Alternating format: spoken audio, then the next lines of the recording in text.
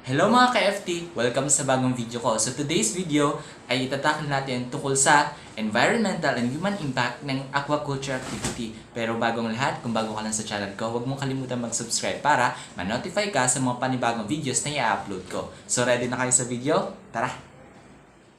So, bago natin i-discuss yung mga iba't ibang impact ng aquaculture activity sa ating environment at saka sa human, let us also first define kung ano nga bang tinatawag na aquaculture. So, sa pinaka-definite na meaning ng aquaculture, ang aquaculture po is cultivating of fish, crustaceans, mollusks, algae, aquatic plants, at iba-ibang aquatic organisms sa mga ating bodies of water. It's either marine water, or fresh water, or brackish water. It is cultivating these bodies of water in a controlled and monitored condition. Ito din po ay maihanay natin sa pag-market and commercial ng mga products kapag na-harvest na. And also, tandaan natin that aquaculture is not only on cultivating and farming of those species or organisms, it is also involved the consumption, production, and marketing of those byproducts na na-produce natin while culturation of those species. The main purpose of aquaculture is for the food security, para po mas sure na meron po tayong kakainin ng mga aquatic products araw-araw. And also, for the fisher folks na magkaroon din sila ng income at magkaroon ng trabaho. But in the past years, because of the development of aquaculture and sustainable aquaculture farming, there are some problems and issues that being tackled. Both options are being weighed of what are the things and strategies na kailangan talagang i-take up para maiwasan ang environmental hazards and humanitarian hazard na dala ng aquaculture. Ngayon naman po, pag-usapan natin what are the environmental impacts that the aquaculture activity has brought to us, not only in the human society po, but in the whole or entire environment. First is the location. Yung mga location po ng mga ponds natin, not only that we are culturing or farming those aquatic products or species in the bodies of water, but we are also bringing those bodies of water in inland, most especially po sa mga baryo-baryo which are constructed their ponds in former rice fields or mga dating mga bakanting lupa na hindi na napapakinabangan. They are culturing tilapias and other species po ng mga isda. Because of those site locations na napipili ng mga fisher folk natin to construct ponds, it can cause land degradation and erosion kapag sa pag-construct pa lang po at pag-clearing ng area. Pangalawa, if they will choose an area that is a mangrove area, napaka-illegal po yun according to our law, and it will cause ecosystem imbalance and environmental imbalance. We all know what do the mangroves serves for our environment and for our aquatic organisms. Another environmental impact na nakikita natin is that if the pond is constructed nearby the water source, most especially in our inland sa mga rivers and creeks natin, or kapag nag-construct sila mismo doon sa former river na dinadaloy ng tubig, it can cause flooding in raining seasons and will have a devastating catastrophes and results to nearby houses or mga agricultural lands na malapit doon. Another possible environmental impact of aquaculture activities sa mga areas natin is that it can cause biological imbalance sa ating environment.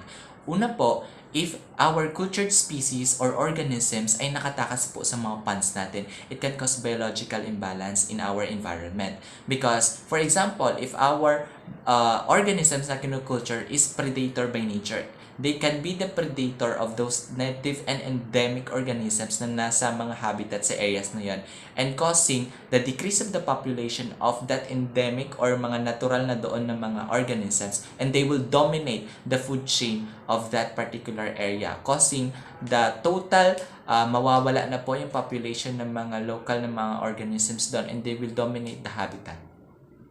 Another one na nakikita natin na possible impact ng aquaculture activity sa ating environment is the chemical composition and chemical buildup sa mga areas natin. We all know that in aquaculture, we are using feeds, antibiotics, and pesticides or to eliminate diseases sa mga cultured fishes natin is that of the chemical waste build-ups natin na ginagamit sa aquaculture activities, it can contaminate the water sources kapag na-poured out yung mga waste materials na yun sa mga river streams natin or sa mga creeks natin.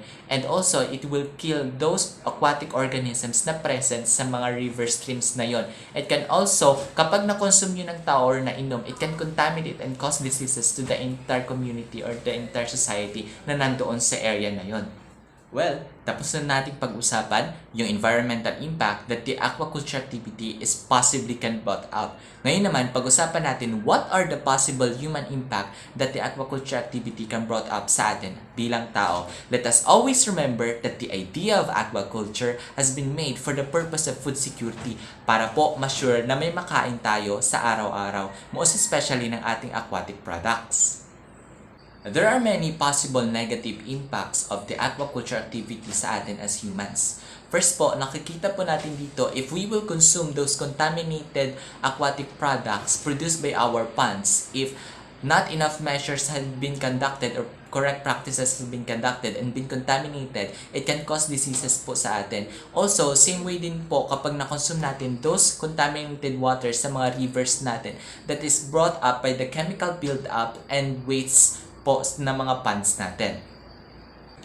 The second possible negative impact that the aquaculture activity can brought up to humans is that if there are already environmental imbalance, it can result into destructive and very negative catastrophes to our community because it can cause erosion, flooding, and even landslide that will directly affect the community and can cause death.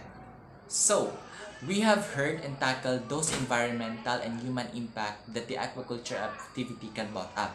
But what will be the practices or good practices that we can do in order to mitigate or in order to resolve these arising issues sa ating mga aquaculture facilities or activities?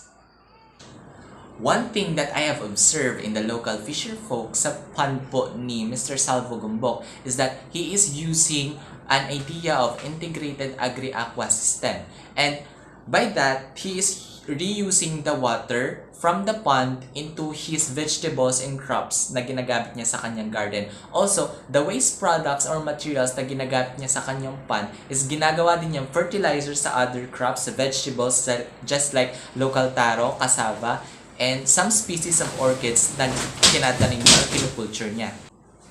Another one is that upon construction of his local pond or small-scale pond, he is constructed also a dike or a canal so that yung river stream is hindi ma-disturb yung flow ng water, and by the time that he is able to change the water, it can directly go to this pond and change the water and it will not disturb the flow of the river stream. So, those are some of the ways or practices on how to mitigate these arising issues and concerns in our aquaculture facilities or activities. But upon those negative impacts na nakikita natin, let us always remember that there is a positive impact na nagagawa yung aquaculture sa atin.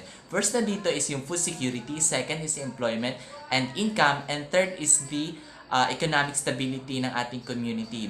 Because of aquaculture, we are rising from bottom to top. Yay! Tapos na natin i-tackle yung mga environmental and human impact ng aquaculture activity sa atin, mga ka-FT.